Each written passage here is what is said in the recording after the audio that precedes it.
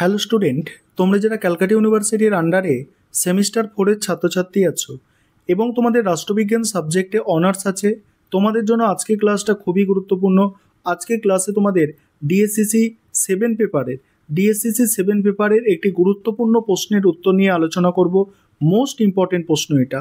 প্রশ্নটা কি আছে দেখো, প্রশ্নটা আছে ভারতে উদারনীতিবাদের বিকাশে রামমোহন রায়ের অবদান আলোচনা করো। এই প্রশ্নটা তোমাদের 10 বা 20 নম্বরে পরীক্ষায় আসতে পারে। প্রশ্নের উত্তরটা তোমরা বুঝে নাও। দেখো কি বলা হচ্ছে, রাজা রামমোহন রায় ভারতীয় সভ্যতা, সংস্কৃতি ও জাতীয় জীবনের বিভিন্ন ক্ষেত্রে এক পথিকৃৎ হিসাবে পরিচিত। তাকে ভারতীয় নবজাগরণ এবং আধুনিক ভারতের প্রতিষ্ঠাতা বলা হয়। তবে তার সবচেয়ে উল্লেখযোগ্য অবদানগুলির মধ্যে একটি হলো ভারতে উদারনৈতিক ধ্যান ধারণার সূত্রপাত। ইউরোপের জন লককে উদারনীতিবাদের জনক বলা হয়। ঠিক তেমনি ভারতে এই চিন্তাধারার প্রসারে রামমোহনের অবদান অনস্বীকার্য। তিনিই ছিলেন ভারতীয় উদারনীতিবাদের প্রবক্তা। রামমোহনের রাষ্ট্রচিন্তা রামমোহনের রাষ্ট্রচিন্তা সমসাময়িক ব্রিটিশ উদারনীতিবাদের দ্বারা গভীরভাবে প্রভাবিত ছিল। ধর্ম, রাজনীতি, সামাজিক কুসংস্কার এবং অন্ধবিশ্বাস থেকে সমাজকে মুক্ত করতে তিনি নিরন্তর চেষ্টা করেছেন। রামমোহনের উদারনৈতিক রাষ্ট্র দর্শন ও সমাজচিন্তা ধর্ম, শিক্ষা, রাজনীতি এবং সামাজিক সংস্কারের মতো সমাজ জীবনের বিভিন্ন ক্ষেত্রে সুস্পষ্ট। তিনি এদেশের সমাজ ও রাজনৈতিক ব্যবস্থা থেকে গোঁড়ামি, সংকীর্ণতা ও রক্ষণশীলতা দূর করার জন্য বিশেষ উদ্যোগী হয়েছিলেন। তার মতে স্বাধীনতা অর্জন ও সংরক্ষণের জন্য জনগণের মধ্যে ন্যায়বোধ, যুক্তিবোধ, বাস্তব বুদ্ধি থাকা অত্যন্ত জরুরি। তিনি এই গুণাবলীগুলির ওপরে বিশেষ গুরুত্ব আরোপ করেছেন। তারপরে কি বলা হচ্ছে দেখো, তারপরে বলা হচ্ছে উদারনৈতিক রাষ্ট্রচিন্তার ভিত্তি। অষ্টাদশ শতকে ইউরোপে বুর্জোয়া শ্রেণীর উত্থানের সাথে সাথে উদারনৈতিক ধ্যান ধারণার বিকাশ ও বিস্তার ঘটে। মধ্যযুগে সমাজে অত্যাচার ও নিপীড়ন থেকে এই নতুন শ্রেণীটি এই নতুন শ্রেণীর মানুষকে মুক্ত জীবনের স্বপ্ন দেখায়। ভারতে ব্রিটিশ আগমনের পর অনুরূপ একটি শ্রেণীর উত্থান ঘটে, যার পুরোভাগে ছিল রামমোহন রায়।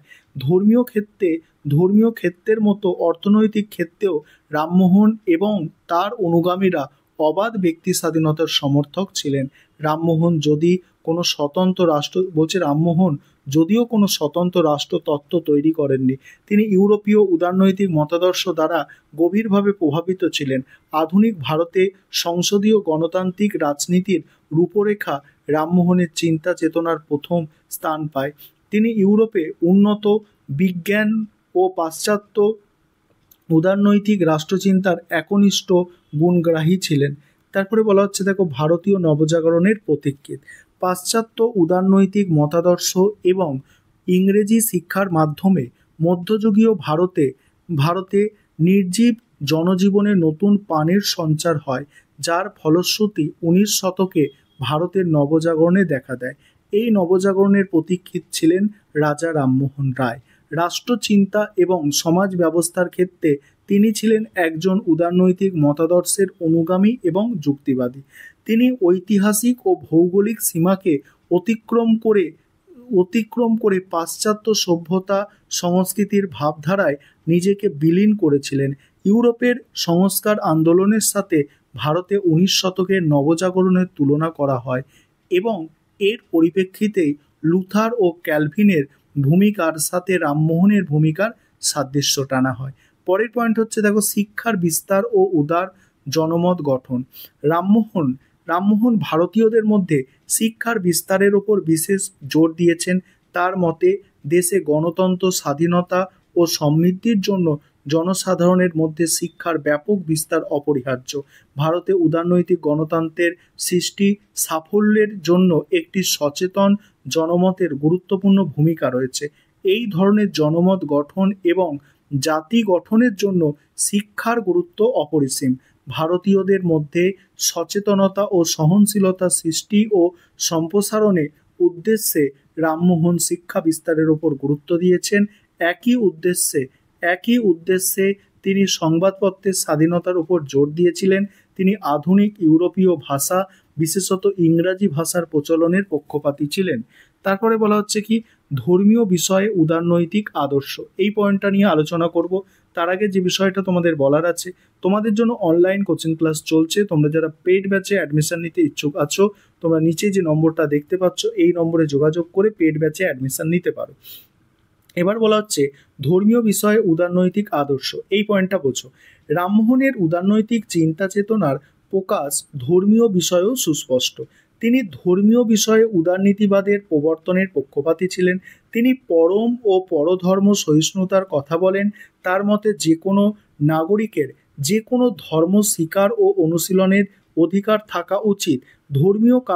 ধর্মীয় কারণে মানুষে মানুষে ভেদাভেদ এবং দ্বন্দ্ব অনভিপ্রেত, যা ভারতের তৎকালীন পরিস্থিতির জন্য রামমোহনকে পীড়া দিত।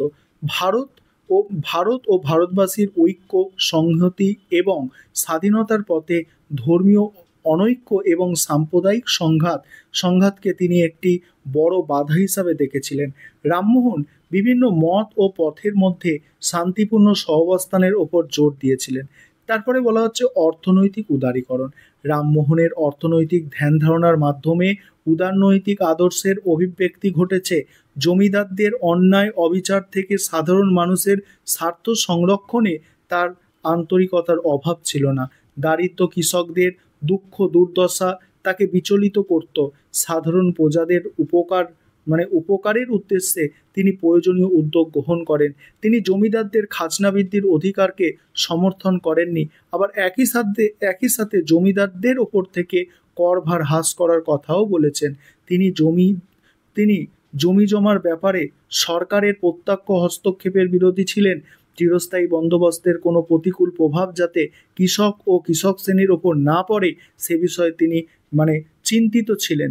এই বিষয়ে তার চিন্তাভাবনা সরকারি কর্তৃপক্ষকে জানিয়েছিলেন।